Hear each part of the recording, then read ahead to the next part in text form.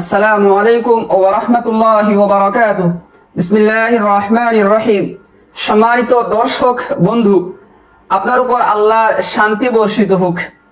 তিরমিজি শরীফের 3524 নম্বর হাদিস, রাসূলুল্লাহ সাল্লাল্লাহু আলাইহি ওয়াসাল্লাম ইরশাদ করেন, আলিযু বিয়াদাল জালালি ওয়াল ইকরাম।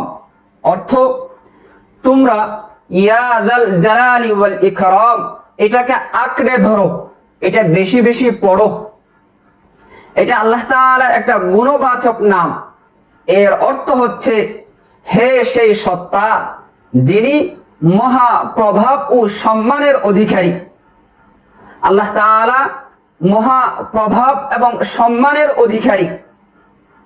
যার প্রভাব সম্মান নেই নিজের পরিবারের কাছে, ছেলে মেয়ের কাছে, স্ত্রীর কাছে, কর্মীর কাছে, তার জন্য এই আমল যেটা আমি আজকে বলতে যাচ্ছি।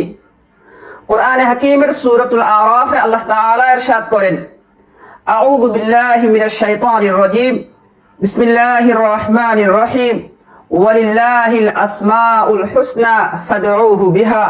আল্লাহ বলেন, আল্লাহর সুন্দর সুন্দর নাম রয়েছে, তোমরা আল্লাহ তাআলাকে সেই নামে ডাকো।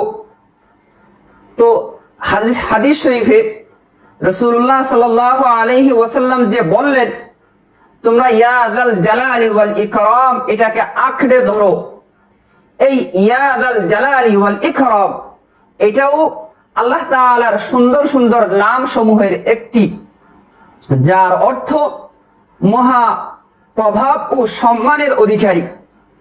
কোন বাপ তার ছেলে মেয়ের কাছে প্রভাব নেই, সম্মান নেই, তিনি আল্লাহ তাআলাকে এই নামে ডাকবেন, ইয়াদাল জালালি ওয়াল ইকরাম। তারপর দেখেন না, আপনার ছেলে মেয়ের কাছে আপনার প্রভাব, আপনার সম্মান থাকবে, আপনি দামি হয়ে যাবেন। কোন স্বামী তার স্ত্রীর কাছে প্রভাব নেই, সম্মান নেই, পাত্তা নেই, এই নামে আল্লাহ তাআলাকে ডাকেন, ইয়াদাল জালালি ওয়াল ইকরাম, মানে হে আল্লাহ যার প্রভাব এবং সম্মান অনেক বেশি, যিনি মহা প্রভাব ও সম্মানের অধিকারী।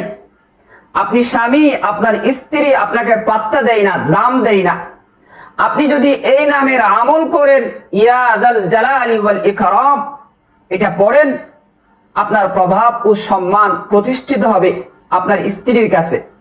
কোন নেতা তার কর্মীর কাছে মূল্য নাই, পাত্তা নাই। কোন বস তার অফিসের স্টাফের কাছে তার প্রভাব সম্মান কম।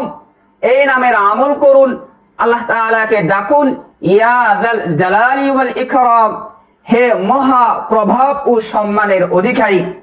এখন কথা হচ্ছে, কখন পড়বেন, কতবার পড়বেন। আপনি যে সময়ে পারেন সে সময়ে পড়তে পারেন।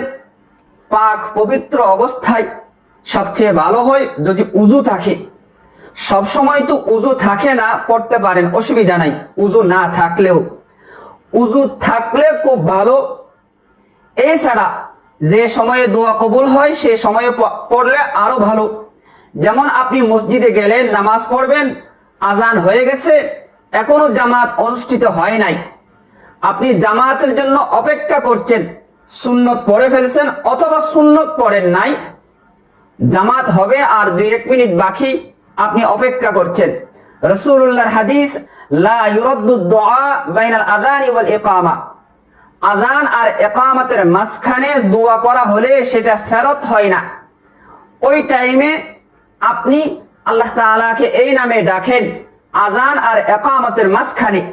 আযানের পরেই তো আপনি মসজিদে গেলেন, ইকামত হবে, আপনি অপেক্ষা করছেন, এই টাইমে বলুন, ইয়াদাল জালালি ওয়াল ইকরাম, হে মহা প্রভাব ও সম্মানের অধিকারী। কয়বার পড়বেন? একবার পড়লেও হয়, আন্তরিকভাবে।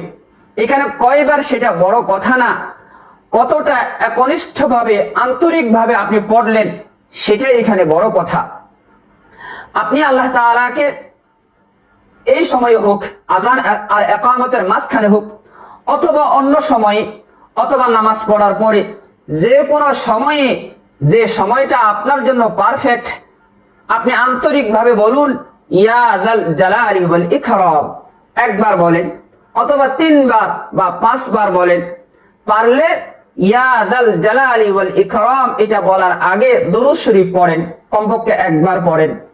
সময় থাকলে আরো বেশি পড়েন, 2-3 বার পড়েন।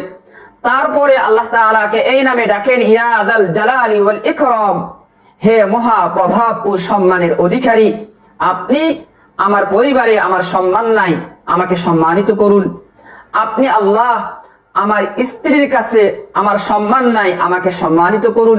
এইভাবে আপনি বলবেন, ইনশাআল্লাহ যার দাম নাই, সম্মান নাই, তার দাম সম্মান প্রতিষ্ঠিত হবে। দর্শক, আমার জন্য দোয়া করবেন। আসসালামু আলাইকুম ওয়া রাহমাতুল্লাহি ওয়া বারাকাতুহু।